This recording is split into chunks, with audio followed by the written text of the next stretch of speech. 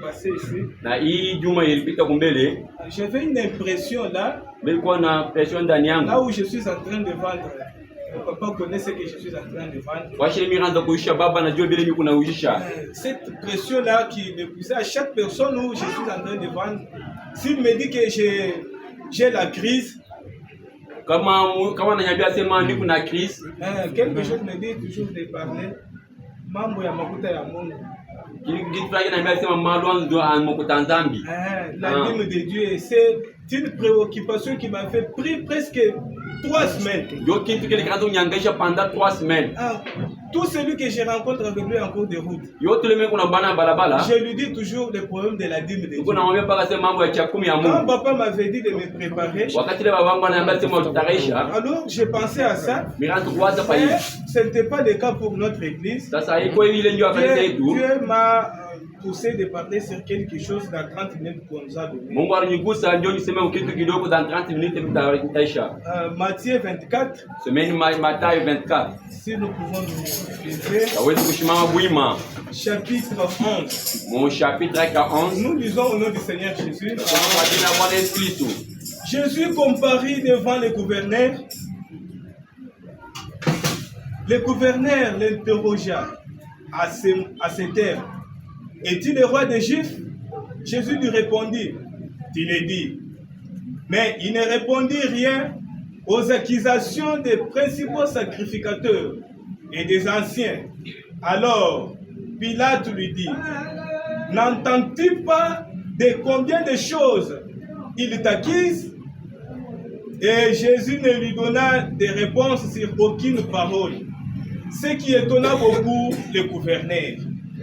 À chaque fête, le gouverneur avait coutume de relâcher un prisonnier, celui qui demandait la foule. Ils avaient alors un prisonnier famé nommé Barabbas. Comme ils étaient assemblés, Pilate leur dit, lequel voulez-vous que je vous relâche, Barabbas ou Jésus, qu'on appelle Christ?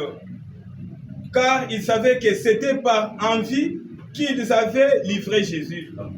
Pendant qu'il était assis sur le tribunal, sa femme lui fit dire qu'il n'y a rien entre toi et ce juste, car aujourd'hui j'ai beaucoup souffert en songe à cause de lui. Ses principaux sacrificateurs et les anciens persuadèrent la foule de demander Barabbas et de faire périr Jésus. Le gouverneur prenant la parole leur dit, lequel des deux voulez-vous que je vous relâche? Ils répondirent, Barabbas. Pilate leur dit, que ferai-je donc de Jésus qu'on appelle Christ? Tous répondirent qu'il soit crucifié. Que Dieu vous bénisse. Nous allons encore ajouter Deutéronome. Deutéronome chapitre 8 et 18 plutôt. Verset 15. Écoutez la lecture de la parole. Verset 15. L'Éternel ton Dieu te suscitera du milieu de toi, d'entre tes frères, un prophète comme toi. Vous l'écouterez. Il répondra ainsi à la demande que tu fis à l'Éternel ton Dieu, à Horeb, le jour de l'assemblée, quand tu disais que je n'entends plus la voix de l'Éternel, mon Dieu, et que je ne vois plus ces grands faits, afin de ne pas mourir. L'Éternel me dit, ce qu'ils ont dit est bien. Je leur susciterai du milieu de leurs frères un prophète comme toi. Je mettrai mes paroles dans sa bouche et il leur dira tout ce que je lui commanderai. Et si quelqu'un n'écoute pas mes paroles qu'il dira à mon nom, c'est moi qui lui demandera compte. Mais le prophète qui aura l'audace de dire à mon nom une parole que je ne lui aurais point commandé de dire, ou qu'il parlerait au nom d'autres dieux, ce prophète sera puni de mort. Peut-être diras-tu dans ton cœur, comment connaîtrons-nous la parole que l'Éternel n'aurait point dite? Quand ce que dira le prophète n'aura pas lieu et n'arrivera pas, ce sera une parole que l'Éternel n'aura point dite. C'est par l'audace que le prophète l'aura dit. N'ayez pas peur de lui. Amen. Amen. Nous allons prier le Seigneur. Omba Bwana. Notre roi, notre Jésus, cet après-midi, tu nous as accordé cette chance de parler à tes enfants. Je te prie, toi le Dieu de William Branham, toi le Dieu de Pasteur Zaché, d'entrer en scène et de parler à ton peuple. Seigneur, vide-moi, je ne connais absolument rien. J'ai besoin de ton aide, Père. Au travers de moi, parle le Seigneur. Ôte la panique, la peur, Seigneur Jésus.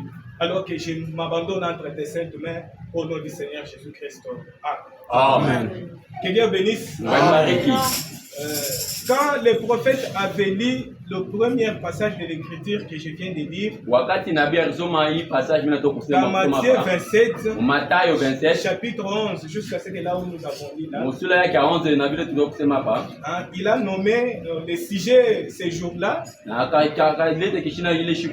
Que ferez-vous de Jésus qu'on appelle Christ? Que ferai-je de ce Jésus qu'on appelle Christ? C'est deux prédications différentes où il a nommé Jésus en surnommé.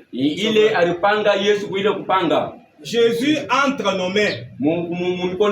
Donc les gens qui sont là, comme Pilate posa la question, que ferais-je moi, Pilate, de ce Jésus qu'on appelle Christ?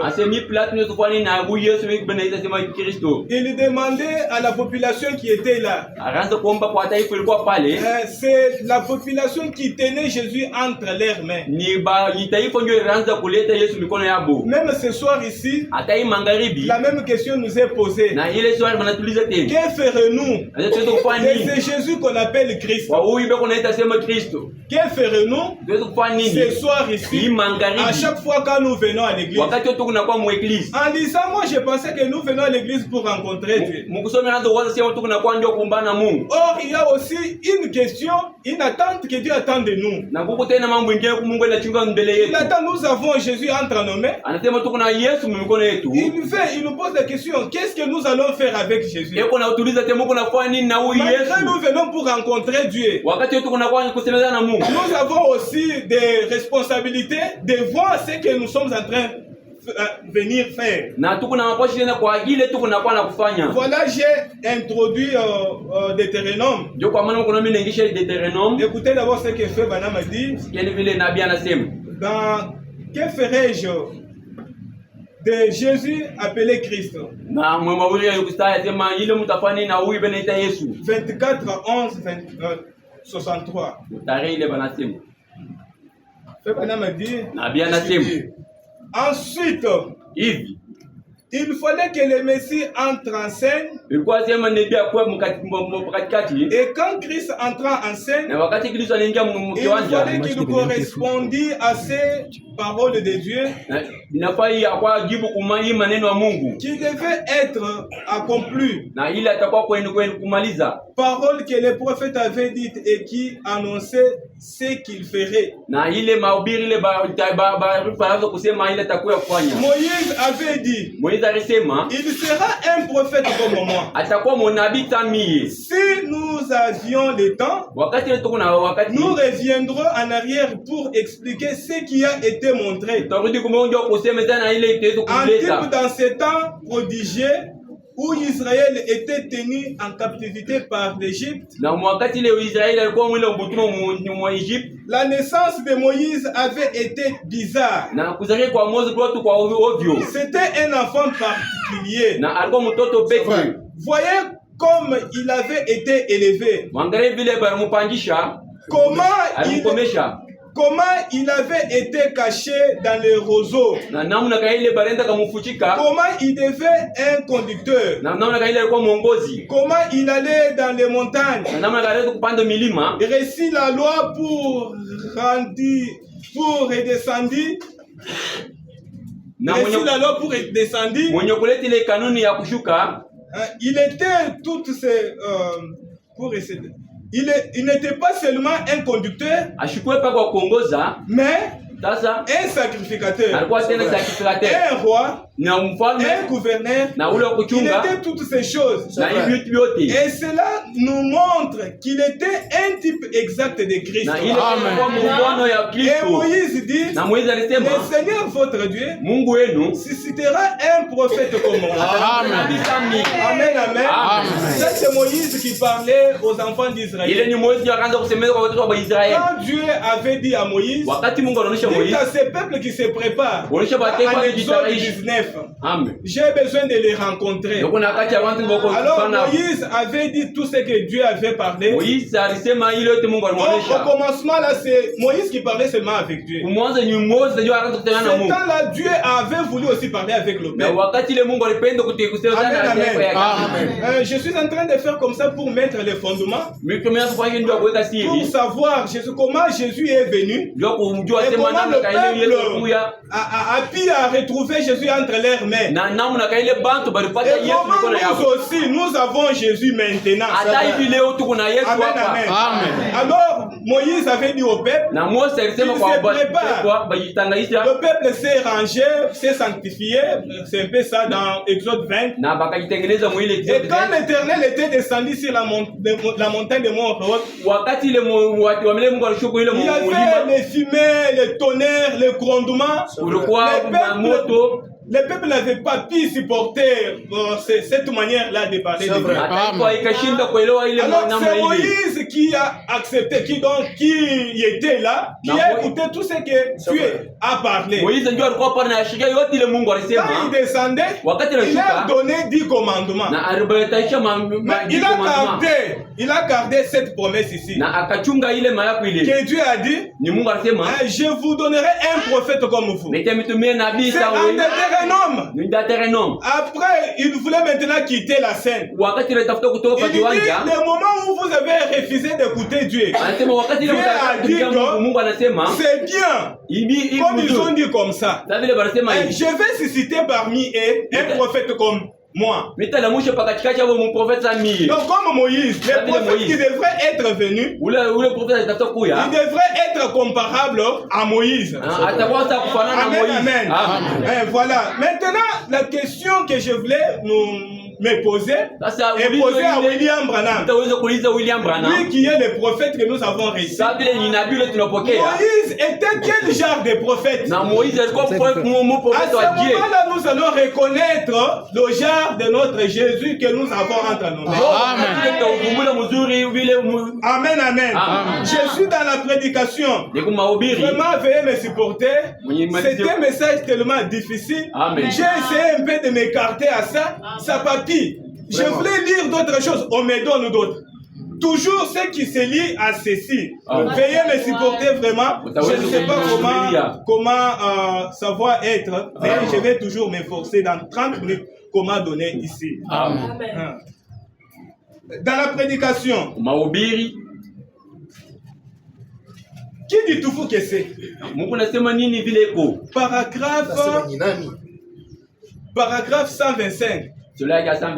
Qui dit tout fou que c'est? Maintenant, remarquez Moïse. Nous voulons d'abord savoir qui était Moïse. Quel genre de prophète qu'il était. Que Dieu devait maintenant envoyer un autre prophète du genre comme Moïse. Que les enfants d'Israël devaient recevoir. Amen, amen. Amen. Me dit ceci. Maintenant, remarquez. Moïse, la parole lointe. Ou bien, voilà. nous pourrions l'appeler. J'espère que vous comprendrez. C'est que moi aussi j'espère. Vous allez comprendre quelque chose. Amen, amen. Si je dis qu'il était le Messie, il était la parole ointe qui avait été promise pour cette époque-là. Amen. Amen. Vous êtes là. Vous êtes ici. Moïse, du genre de prophète qu'il était, il était la parole ointe de son temps-là. Retenez seulement ces phrases-là. C'est ce qui va nous introduire à Jésus, notre Seigneur et Sauveur. Il dit, il avait été promis pour cette époque-là. Moïse l'était. Le croyez-vous? Amen. C'est Fébert qui pose la question. Le mot Messie signifie le loin. Amen. Voyez? Or, Noé était le loin de son époque. C'est vrai. Abraham avait dit qu'il aurait. Son peuple séjournerait pendant 400 ans. Qu'il serait dans la servitude.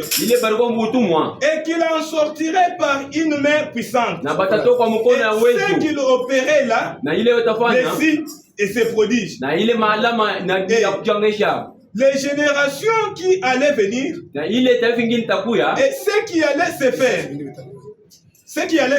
Et Moïse était là. Moïse était la parole lointe de cette époque. Voilà pourquoi il a pu mettre sa main dans son sein.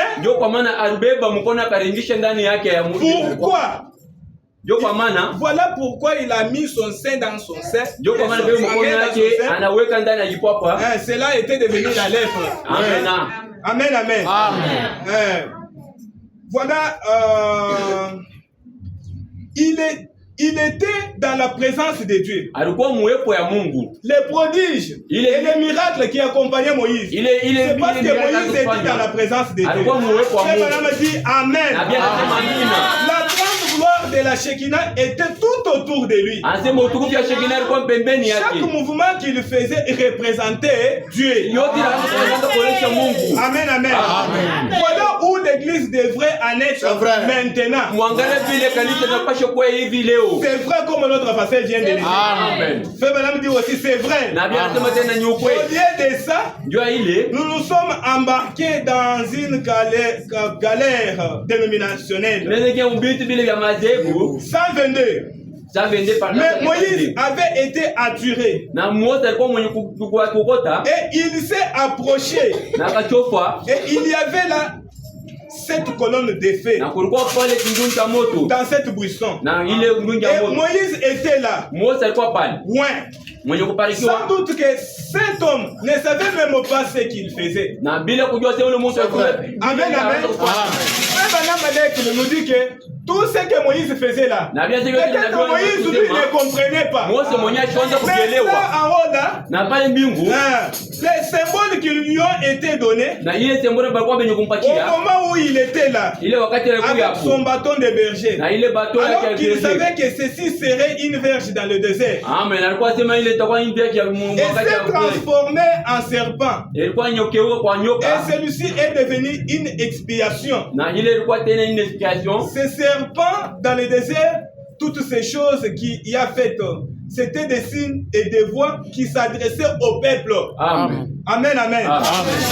Quelque chose qui s'est rapporté à lui. Peut-être que Moïse ne le savait même pas lui-même.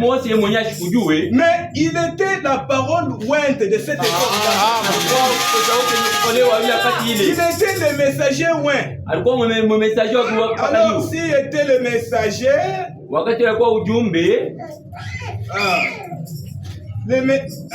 alors Sasa il était le Messie de cette terre-là. na alikuwa masia wa ile wakati. Amen, amen. Amen. Amen. Il était la parole ointe. Alikuwa sauti yenye kupakaliwa. Amen, amen. Amen.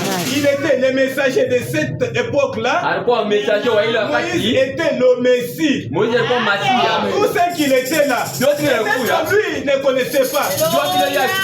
Père Branham a dit, Na bien nasema. il était le oint. Alikuwa mpakaliwa. Or, lui, Ye, Josué et Caleb Josué na Caleb. étaient les croyants du groupe remarqué. Balikuwa baaminifu ba kingunji Et mweleweni. il essayait d'enseigner la vérité aux autres. Bakaanza kupima kwanza kusema kufundisha Mais ukweli kwa voyez-vous, wengine. Satan, Mwangalia shetani. Dathan et Corée a fait périr les autres dans le désert. Na wakati ile anaanza kuwalisha Mais bingine quel était le mwelezea. problème? Na mambo ilikuwa nini? Amen, amen. Amen. Là, nous avons su ce qui était Moïse. Ile tunaelewa mzuri kile kilikuwa Moïse. Alors, Jésus-Christ Yesu Kristo devait venir alipasha kuya de la même manière comme Moïse. mwile safi vile Mose alikuya. Qui était Moïse? Moïse alikuwa nani? La parole ointe. Alikuwa sauti yenye Si nous kupakaliwa. pouvons remplacer Kama tuwezi par ce mot ici, nous allons voir que tuwezi kuona sema Jésus-Christ qui devait venir, Yesu Kristo alitafuta kuya. il devrait être la parole ointe. Alipasha kuya pa mtawala yenye kupakaliwa. Amen, amen. Le Messie. Masia. Amen, amen. Amen. Ok, je ne voulais pas seulement mettre mes mots comme je suis pressé. Je suis dans la prédication. Que ferons-nous de ce Jésus qu'on appelle Christ? Frère Branham dit prêcher de 63 là. Hein? Je crois que notre scène s'ouvre à peu près à l'heure du lever du jour. Dans les prétoires de Pilate. Et dévoile l'un des moments les plus tristes et plus critiques de toute l'histoire. C'est là où nous venons de lire là. Pilate qui posait au peuple la question concernant Jésus. C'était un moment le plus triste. Amen, amen. J'ose croire que votre attention est ici. L'erreur la plus regrettable que l'Église de toute son histoire ait jamais commise, elle venait tout juste de la commettre. Et maintenant, l'affaire était remise entre les mains du gouverneur de l'État. À la fois, l'Église et l'État étaient concernés. Parce qu'il était un peuple choisi par Dieu, appelé à être ses serviteurs. Et que nation était censée être dirigée par les lois de Dieu. Si je peux parler un peu ici, donc le peuple de Dieu, Dieu avait établi son peuple comme son serviteur, les serviteurs de Dieu, qui devaient se correspondre aux lois. Quelle loi? Que Moïse descendait à la montagne, que Moïse avait parlé dans le Deutéronome chapitre 18. Que c'est un prophète ici, que l'Éternel vous donnera la parole ointe de votre jour quand vous vivez sur la terre. Vous allez l'écouter. Tout ce qu'il va dire, ce n'est pas de lui. Moi, Dieu, je mettrai dans sa bouche ce qu'il va dire. S'il parlerait quelque chose et cela n'allait pas s'accomplir, vous allez observer que ce n'est pas lui. Maintenant, le peuple qui devrait recevoir Jésus, qui devrait écouter ce que Jésus était venu faire, écouter les paroles de Jésus. Mais ils ont pris Jésus, ils l'ont mis où? Chez gouverneur. Ils l'ont pris au lieu qu'il soit pour eux, mais on a donné au gouverneur à l'État. Et l'État même me pose la question. Moi ici, je ne vois rien vraiment de cet homme ici. Il est juste. Même ma femme vient de le témoigner. Elle a beaucoup souffert. Que ferais-je de lui?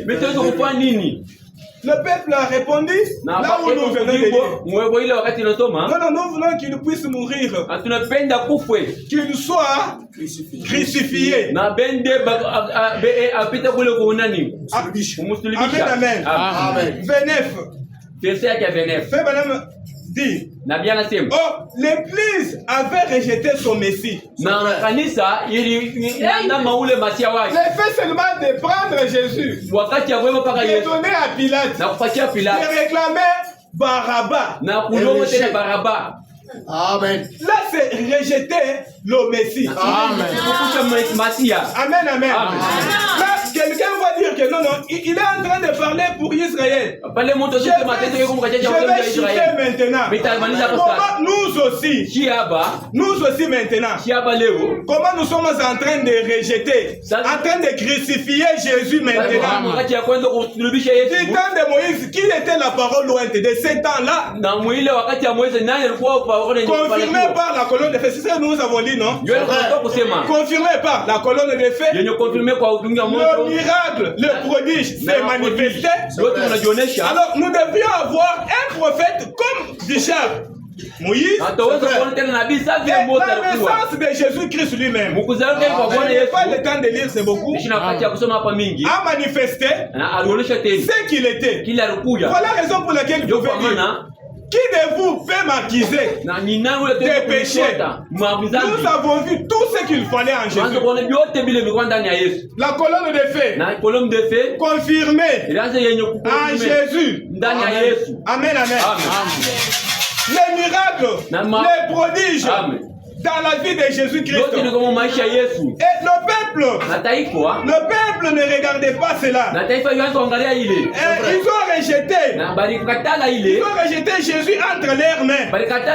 Comme nous aussi ce soir, à chaque fois qu'on nous parle, notre pasteur nous a dit une écriture. Il dit que les voyages que nous avons ici, les brèves que nous sommes en train d'étudier, c'est le voyage naturel ici. Israël Mukimui. Nous, c'est spirituellement. Nous spirituellement, nous devons aussi recevoir un prophète du genre Moïse. Même si je n'ai pas lu, j'ai beaucoup de écritures. Il me reste un peu de temps. Il me reste je vais lire 47. Toujours la même prédication. Quand la parole fut donnée pour cette génération particulière, il fallait que quelqu'un entre en scène pour accomplir cette parole. Que Moïse avait dit là. Vous êtes là? Amen, amen. Je veux que vous puissiez prendre, que vous preniez l'histoire. Mon bébé l'histoire. Mon aïe que Moïse, voyage naturel, voyage spirituel. Les autres ont réussi, les prophètes déjà Moïse. Nous aussi, est-ce que nous allons aussi recevoir les prophètes comme déjà Moïse? Nous allons lire comme le frère a demandé. Amen, amen. Ok. Et quelqu'un entre en scène pour accomplir cette parole parce que c'était Dieu qui l'avait prononcé. C'est une confirmation par de la parole parlée. Jésus avait toutes les qualifications pour cela. Car il était la parole et il fut confirmé comme étant le Messie. C'est que j'ai parlé de j'ai dit nous avons dit tout ce qu'il faut pour son Messie. Il a manifesté tout. Exactement. Il y a aussi des paroles écrites dans la Bible concernant les derniers jours. Ces paroles doivent venir à la vie. Amen, amen. Amen, ceux qui vivent dans les derniers jours. Amen. Amen. Les gens sont totalement distraits. Ils me voient, c'est comme si je suis en Israël, en train de parler de Moïse. Il y a aussi des promesses Amen. qui sont promis. Ile ni Amen. kula kwa. Oh là là là là. Qui doivent s'accomplir. Amen. Je vais demander à frère Branham. Mtoto kuuliza ni Quel genre de promesses qui doivent s'accomplir? na ile nyuma promesse ya Et il Dieu est venu nous parler de ces promesses-là. na yule wewe unaweza Comme Moïse a parlé de Jésus, sasa vile Mose alisema ndio et Yesu Jésus est venu. na Yesu alikuja Le peuple a vu réellement l'identification de Jésus-Christ. na basi waliona zile pole kwa Comme kwa il Yesu est un prophète, sasa vile alikuwa il nabii genre Moïse, vile il kufanya na Mose devait aussi faire les mêmes promesses. alipaswa kuwa tena Il savait qu'il y a encore une nation qui vient. kama anajua tena kutokuwa La tena nation spirituelle. na ile taifa ya kiroho Les Hébreux na spirituels. ile taifa ya kiroho. Amen, amen. J'allais écouter vraiment des amens. Amen. Parce que c'est là où nous sommes. Amen. Recevoir la parole lointe de l'autre jour. Yenye kupokea neno yenye kupakaliwa hiyo Je wakati. comprends que l'histoire qui s'est répétée là-bas. Mimi naona ile sema Les gens ont pris leur parole lointe là. Amen. Ils ont mis chez gouverneur. Na bakaenda Bila bakazoea tuweye utufanyie koshie hiki tu. Wewe uko na ile pouvoir ya kusema. mambo wa Pilate twende leo ni buko kesha. Ah, c'est comme ça aussi les gens aujourd'hui. C'est ce que fait Balaam dit. Ndio vile tena batu wa leo tena. Amen. 51. Je suis en train toujours la même prédication. Paragraphe 51. Je ne suis pas allé à côté. Et comme Jean-Baptiste avait été prédestiné à être le précurseur de la venue de Christ, Sasa yo Jean-Baptiste alikuwa mwenye kutaisha mzungu wa kuja kwa Yesu. Christ qui avait promis de Christ, Nani yule alaka ndio Kristo? c'était le prophète Moïse. Ilikuwa ni prophète Moïse. Il fallait qu'il y ait un homme qui s'élève pour prendre cette place. Inapaswa kuwa mtu ule tu kubeba ile fashi. La parole doit être accomplie. Na ile maneno itaweza kumalizika. Ensuite, Jésus vient comme Messie. Na Yesu alikuwa sa Masia. Ouais. Mwenye kupakaliwa. Et fit exactement ce que la parole de Dieu avait dit qu'il ferait. Na mwenye kufanya yote ile neno tutafuta kusema ndio yake. Les Juifs cherchaient quelque chose d'autre. Na baadhi wanaanza kutafuta kitu kingine. Un roi venant avec une verge de fer à la main. Na mfalme alikuwa na ile ngunja moto mkono. C'est ce qu'il arriva plus loin dans le futur. Na ndio ile itakuwa tena mashika kumbele. Le futur c'est qui? Ni nani? Amen. C'est nous, non? Aujourd'hui. Aujourd'hui. Amen. Voilà, on nous précise. Na Branham anasema. C'est que notre passé est en train de s'époumoner ici. Ile pasi tone mkachecha kuleta hapa. Vous êtes la maison de Dieu. Mko hapa nyumba ya Amen. Vous devez écouter la parole de Dieu. Amen. Si vous allez écouter l'indice, c'est pas vos cœurs. Amen. Nous avons quelqu'un qui partage nos fardeaux. Amen. Dimanche, on nous a dit, si vous avez un problème, Ujumbe il y a quelqu'un qui prend aussi, ça lui fait aussi mal. Amen. De notre problème là. Ile mambo hii. Nous sommes là, Tuko hapa. en train de dormir. Il Tumenye fallait kulala. qu'on nous chante. Souris donc. La même chose que fait Madame a dit. Amen, amen. Amen. Un problème que la parole est confrontée. Amen. Oh là là, je me sens très bien. Je me sens très bien que papa, nous devons tirer beaucoup d'attention à cet enseignement Kwa hii ici. hii maneno kuna kusema. Les gens pensent que nous venons ici, je ne sais pas, pour nous voir ou quoi. Donc Bantu wanataka nous avons tunakwenda un kuona. travail à faire. Amen. Amen. Amen. Et que nous ne puissions pas faire comme les autres là. Na sasa tukisha vile bantu ni bale vingine. Les autres qui ont Jésus, Bale balikuwa na Yesu mikono yabo. ils l'ont pris. Na Le bana gouverneur. Hatuna naye besoin. Nenda bolu tu. Hatuna besoin na sauti ya Mungu. Hatuna nyinyi ya. Kwanza mtuoneshe bintu bingine. Tuambie mara kwa malu. Amen. Amen. Et si un jour en Capernaum, Na siku nyingine il mkapernaum prit l'écriture et s'est mis à lire. na akasoma miandiko Mais moja. avez-vous remarqué qu'il n'a lu Anasema qu'une partie des versets? mwe. Amen. Amen. L'écriture en Ésaïe. Na ile miandiko ya Isaïe. Ensuite, il reposait le livre et dit, aujourd'hui cette écriture est accomplie. Leo hii miandiko niko yenye kuendeana. Et l'écriture, Na miandiko kali. l'esprit du Seigneur est sur moi. Na kwa Bwana iko C'est ce que kwa Moïse avait dit là. ile Mose Il ne alisema. parlera pas de lui-même. Ashikusema Ce ndio qu'il yake. va parler, ça vient de Dieu. Ile ilikuwa mikono ya Mungu. Notre Seigneur Jésus-Christ, Bwana Yesu notre Sauveur, yote au kutokoa. lieu de continuer avec la lecture pour toucher les jugements, il laisse. Frère Madame dit ici, Na bien sema hivi. ça concernait encore sa deuxième venue. Il devait encore revenir pour les gens qui sont en spirituel. Ils devront encore voir la même chose. La même colonne de feu. Ce qui a été avec Moïse, ce qui s'est présenté avec Jésus, ce qui a fait de Jésus le Messie, il devait encore revenir. Je suis obligé de parler comme ça parce que je n'ai pas le choix. Et nous devons encore voir la même chose. La même promesse qui se... Amen, amen.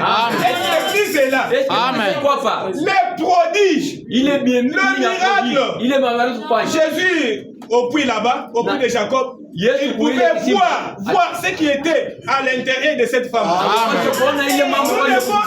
revoit la même vie. Nous voyons un homme faire la même chose. Nous devons tirer attention. Un péché. Il nous dit un péché bien rangé. Dieu ne se souvient pas de ça. Qui dit cela? La parole confirmée. Merci des jours. Qu'est-ce que les gens font? Ils oublient. Ils m'ont pasteur très difficile. Ils m'ont confessé Dieu. Sans confession, sans pardon. Amen. Les prophètes de l'âge, ils nous font de Moïse. Une confession réelle. Dieu oublie cela. Et quand nous avons un problème, qu'est-ce que nous faisons? Le voyage est là. Le voyage en soi, quand il y a un voyage, il faut un contrôle. Qu'est-ce qu'il faut? Nous devons faire quoi? Fuyer où avec ce voyage? Tu as tout vu. Comment on fait? Les prodiges, les miracles. Le discernement comme je suis autrefois la triade. Maintenant, toi, avec des messages précieux. Souvenez-vous, quand Josué et Caleb a commencé à prêcher Moïse, l'ange du Seigneur était dans leur chemin. Il est descendu et a dit, si vous êtes fidèles à Moïse, mon serviteur, même dans vos entreprises, amen. La même chose se répète. La Bible, les actes des apôtres, Pierre et autres reconnus leur temps. Il écrit pour Joël 2. Il dit que cette prophétie est accomplie. Qu'en est-il de nous? Ou bien nous n'avons pas dit? Parce que ou bien c'est les mensonges. Mais nous sommes où avec ces messages? Quel est le témoignage? Oh merci Seigneur. Quel est le témoignage que nous devons donner aux autres? Nous devons vendre la parole. Nous devons regarder là où nous sommes. Et pour le reste, vous cherchez ce que je n'ai pas dit. Le temps me manque. Que Dieu vous bénisse. Nous nous préparons pour.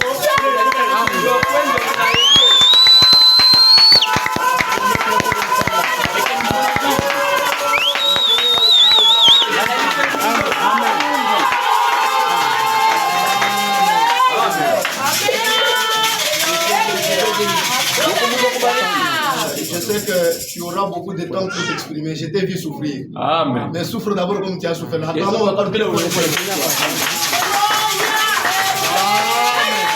Amen. Vous savez, William Branham dit, qu'est-ce qu'il dit? Moïse, il est le type parfait. Il est le type du Seigneur Jésus-Christ.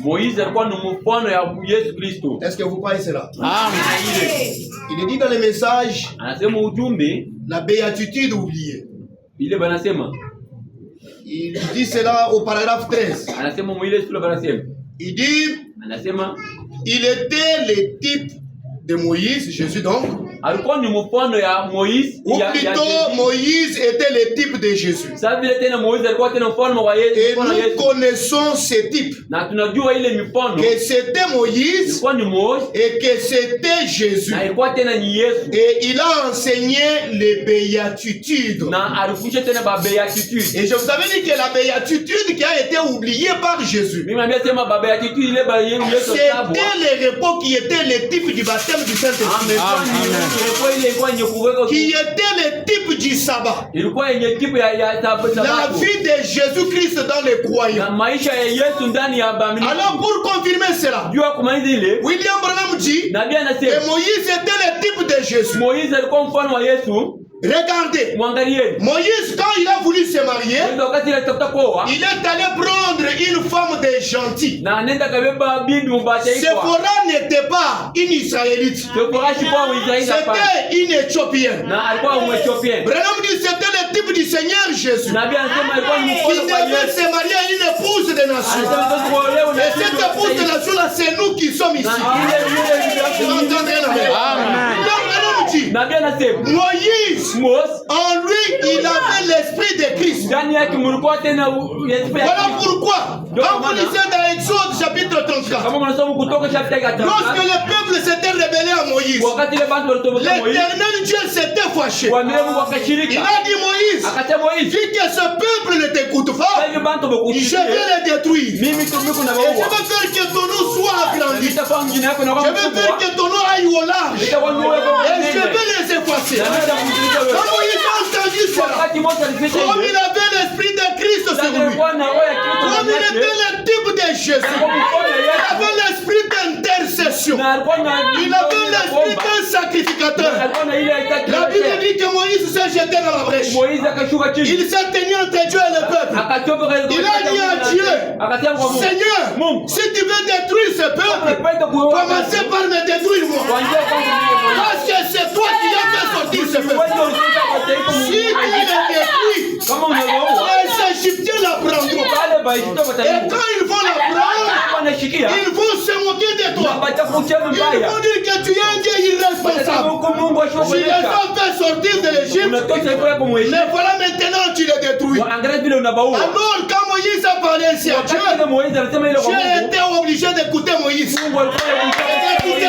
Amen. Oui, c'est un Dieu qui écoute les conseils. Quand Moïse a donné ses conseils à Dieu, Dieu a dit Moïse, tu m'as eu. Je ne peux plus encore faire cela. Donc Moïse a regardé le peuple comme étant son peuple. Parce que quand Israël s'est dérapé de la parole, Dieu venait à Moïse et lui disait, Moïse, tu vois ton peuple. Et quand Moïse aussi était pressionné, il pouvait aller vers Dieu et lui dire, Dieu, tu as vu ton peuple. Alors je vais me poser la question ce soir. Le peuple appartenait à Moïse ou le peuple appartenait à Dieu? Laissez-moi te dire, quand tu sors de la parole, Dieu regarde Branham. Il dit Branham, regarde ton peuple. Amen. Moi aussi. Et tu as vu une pression du peuple. Branham regarde Dieu. Dieu regarde ton peuple. Mais où est ce Dieu-là? Ce Dieu-là s'est trouvé dans ses noms. Amen. Amen. Amen. Comme la parole nous a dit que Moïse était le Messie. Amen. Branham dit, le mot Messie signifie une personne ouette. Une personne qui a l'onction. Laissez-moi te dire, il y a des onctions. Il y a l'onction de Satan. Il y a l'onction de Dieu. Amen. Et le Messie dont je parle, c'est une personne qui a l'onction de Dieu. Et une personne qui a l'onction de Dieu, c'est un intercesseur. C'est un sacrificateur. Il intercède en faveur du peuple. Amen. Je vais te dire une chose. Je ne voulais pas parler, mais je vais parler. Un homme parle d'une fille éthiopienne. Amen. Cette fille-là était aveugle. Cette fille avait entendu qu'il y avait un homme que Dieu utilisait. Dieu guérissait au travers de cet homme-là. Alors quand cette fille avait entendu cela, elle a cru que cet homme-là était le guérisseur. Amen. Maintenant, cette fille-là était aveugle, incapable de retrouver celui qu'elle appelait le guérisseur. Amen. Alors elle a prié. Et la réunion se tenait quelque pas. Et ces guérisseurs-là se trouvaient là. Alors la fille est partie là-bas. La personne qui la conduisait était perdue au milieu de la foule. Alors la fille a marché. En marchant, elle s'est cognée contre quelqu'un. Quand elle cogne la personne, elle s'est saisie de cette personne. Elle l'a saisie. Elle commence à dire, monsieur, je suis venu ici. On m'a dit qu'il y a un guérisseur ici. Je suis aveugle. Je veux que monsieur voie. Si seulement tu peux m'amener vers ces guérisseurs-là, je serai guéri. Quelle est la personne que la fille avait tenue? C'était William Branham. Alléluia. Comment te dire? Ta foi t'amener vers la personne qui faut. Amen. Alors quand la fille a tenu, il dit amenez-moi vers cet homme-là. Branham dit, quel est le monsieur là que tu cherches? Tu commences à dire, on m'a dit que son nom c'est Branham. Alors Branham dit, c'est bien moi qui te parle. Alors la vie a saisi l'occasion. Et dit, comme c'est toi ce monsieur-là, c'est toi les guérisseurs. Tu vas me guérir aujourd'hui. La fille a parlé. J'ai eu pitié d'elle. Je me suis souvenu de cet aveugle-là. Stéphanie Crosby. Celui qui a composé le cantique. Ne m'oublie pas au tout sauveur. Alléluia. Je me suis souvenu de cela. J'ai dit à la fille, tu vois qu'il y a beaucoup de gens. Si tu me saisis comme tu me saisis, je ne saurais pas faire quelque chose pour toi. Laisse-moi. Comme l'histoire de Jacob avec Dieu. La fille dit, si tu ne fais pas ce que je te demande, je vais crier plus fort que ça. Amen. Et les gens vont entendre. Alors, le prophète dit, qu'est-ce que tu veux? Non, je veux que tu pries pour moi. Je vais être guéri. Et cette cécité. On lui a dit agenouille-toi. La fille s'est agenouillée. La fille, j'ai eu pitié d'elle. J'ai prié pour elle. J'ai dit Seigneur, souviens-toi de Simon de Cyrène. Regardez maintenant. Je suis devant sa descente. Amen. Je suis devant sa prospérité. Quand j'ai prié, tu étais dans l'obligation de descendre sur la scène. Et être guéri. Cette fille-là, a été guérie. Amen.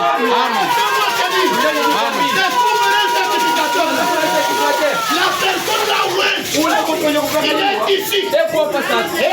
Amen. Est-ce que je peux te dire une chose? C'est une déclaration brutale. Si vous apprenez que William Branham est mort, ne le croyez pas. Amen. William Branham est déjà mort. Quand j'étais pécheur, j'étais un homme mort. Vous êtes entré en mort. Je ne suis plus mort. Je suis personne vivante. Qu'est-ce que tu dis? On avait tué Étienne, mais on n'avait pas détruit sa voix. Sa voix montait jusqu'au trône. Maintenant, physiquement, n'est pas dans le ciel. Mais vraiment, est ici.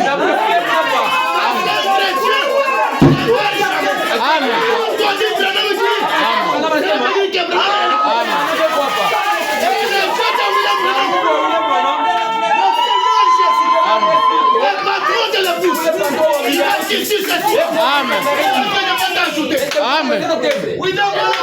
Qu'est-ce qu'il dit? Regardez. Comme il est le souverain sacrificateur. Amen. Il peut être touché par le sentiment de nos infirmités. Au jour de sa chair. Une femme qui avait la perte de sang. Elle s'était dit, si je peux arriver à toucher la mort de son vêtement, je serai guéri de cette maladie. Amen. Branham dit, qu'est-ce qu'il dit? comme il était le souverain sacrificateur, elle a été touchée par le sentiment de cette maladie. Et quand le sentiment lui était touché, la femme a été guérie. Amen. Qu'est-ce qu'il dit? Il est le Dieu d'Hébreux 13. Amen. Amen.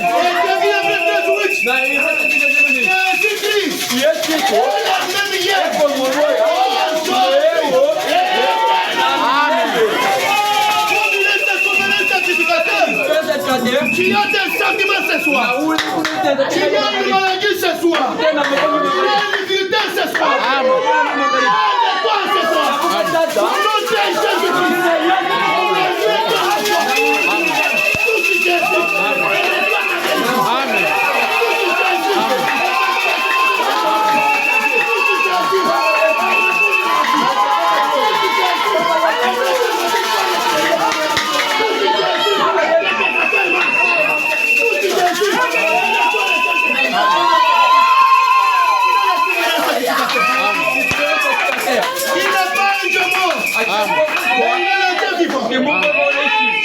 sa présence est dans la salle. Quels que soient les problèmes que tu as, sa présence est ici. Quelle que soit ta maladie, sa présence est ici. Amen. Quel que soit ton problème, sa présence est ici. Amen. Il est touché. Il partage. Je vais vous donner la vérité. Il partage la même souffrance avec toi. Quel est le problème que tu as? Le Seigneur Jésus est dans la salle. La maladie que tu as, il est ici. Amen. Il est celui qui t'a maudit. Lui est ici. Amen. Même si tu es faible, Amen. il doit être touché. Par les sentiments de tes faiblesses. Amen. Quel que soit ce que tu le sens. Quel que soit ton problème. Quelle que soit ta préoccupation. Amen. Lève-toi. Alors que sa présence est. Amen. Lève-toi ma soeur. Lève-toi mon frère. Lève-toi debout. Amen. Je vais te dire. Il est le même souverain sacrificateur. Amen. Il est le même souverain sacrificateur ce soir. Amen. Qu'est-ce qu'il dit? Pendant qu'il partait pour être crucifié, pendant qu'il était en marche, il marchait. Pendant qu'il marchait, il y avait un aveugle du nom de Bartimée. Bartimée, il disait, je peux croiser cet homme-là. Si je peux croiser ce souverain sacrificateur, celui-là qui était avec Moïse, celui-là qui était avec le Père, celui-là qui était avec Élie, celui-là qui était avec Élisa, je vais recouvrir la vie. Alors pendant qu'il marchait, Bartimée était là. Alléluia. Amen. Au milieu de la foule, au milieu de beaucoup de bruit, les sentiments de Bartimée sont montés. Amen. La voix de Bartimée a dépassé la voix de tout le monde. L'esprit de Bartimée a dépassé l'esprit de tout le monde. Amen. Amen. Dans le souverain sacrificateur. Oh, il a passé. Les sentiments de Bartimée, ses infirmités ont touché ce souverain sacrificateur. Quand cela a touché Jésus, Jésus s'est arrêté. Quand il s'est arrêté, il a dit, appelez-le. Laissez-moi te dire, ne regardez pas Bartimée. Amen. C'est de toi que je parle. Si ta foi atteigne Jésus, Jésus va dire qu'on t'appelle. Et j'ai dit on t'appelle. Amen. J'ai dit on t'appelle. Amen. On appelait Bartimée. Bartimée est arrivé là. Bartimée, tes sentiments m'ont touché. Fils Bartimée, tes infirmités m'ont touché. Qu'est-ce que tu veux que je fasse pour toi? Bartimée regarde et dit, je vais recouvrir la vue. Alléluia. Quand Bartimée dit cela, aussitôt même, Bartimée a recouvert la vue. Je vais c'est souverain sacrificateur. Aujourd'hui, il s'était incarné dans l'homme ici. Amen.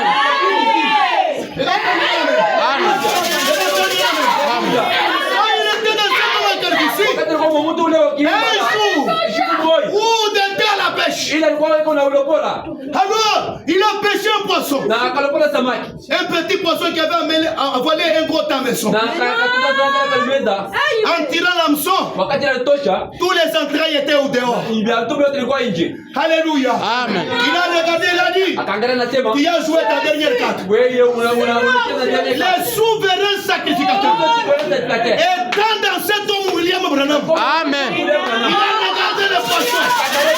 Il a imité de ce poisson. Et quelque chose lui a dit, prononce la parole.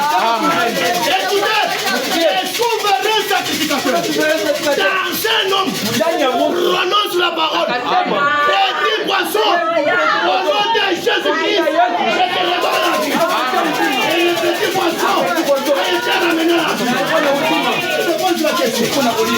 S'il a eu pitié du poisson, si le sentiment du poisson l'avait touché, je me dis que tes sentiments ne peuvent pas les toucher. Lève ta voix chez toi. Lève ta voix chez toi. Tes sentiments touchent. Ça que tu n'avais pas eu. Pour 7 ans.